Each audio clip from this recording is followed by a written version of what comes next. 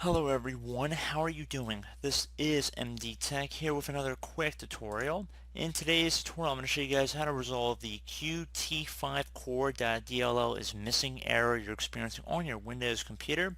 So this should hopefully be a pretty straightforward tutorial, and without further ado, let's jump right into it. So we're going to begin first by opening up a web browser. Doesn't really matter which one. I'm going to open up Google Chrome for the purpose of this tutorial. And you want to navigate over to google.com. In the Google, you want to type in Qt5Core.dll download, and you just want to hit enter. One of the best matches should be for a domain that says dll/files.com in the domain. You want to left click on that. Again, dllfiles.com is where we want to go for this. So you want to scroll down this page a little bit until you get to underneath the available versions. So there should be the most recent 32 and 64-bit version. Just make sure you're downloading the correct one for your respective version of Windows. Since I'm running a 32-bit OS, I'm going to select the download for the 32-bit corresponding link. Most people are probably running 64 bits nowadays, but just to keep you guys in mind, there could be either way. So it should come out in a zip compressed file format. I'm just going to left click one time to open up the compressed file. And there should be a DLL in here. I'm just going to drag it over to my desktop. Just left click and drag it over. Now that we have the DLL file on our desktop, you want to go ahead and open up the Start menu. And you want to type in Windows Explorer or File Explorer. Just want to left click on that. Should be the best match. Go underneath this PC on the left side. And then you want to go underneath whatever your local disk is. So wherever Windows is installed on. So I'm going to double click on that.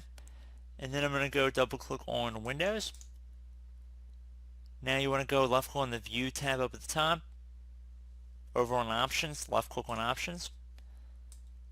Now left click on the View tab inside this Folder Options window. Underneath Hidden Files and Folders, make sure it says Show Hidden Files, Folders, and Drives. Then just left click on Apply and OK if they weren't currently visible. Once you're done doing that, now you're just going to go underneath the System32 folder if you are running a 32-bit OS. For a 64-bit operating system, you want to put it in the syswow64 folder. So if I scroll down here, again, we have a System32 folder here. Again, that would be for a 32-bit OS. If you have a 64-bit, you put it in syswow64. I don't actually have that on my computer. I'm running a 32-bit OS, so that's why I have a System32.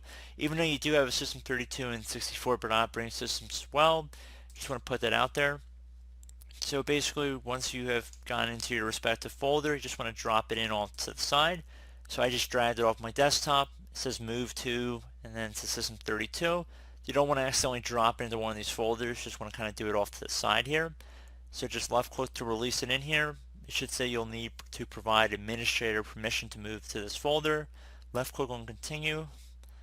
And there you go, guys. Would suggest restarting your computer, and hopefully that has resolved your issue.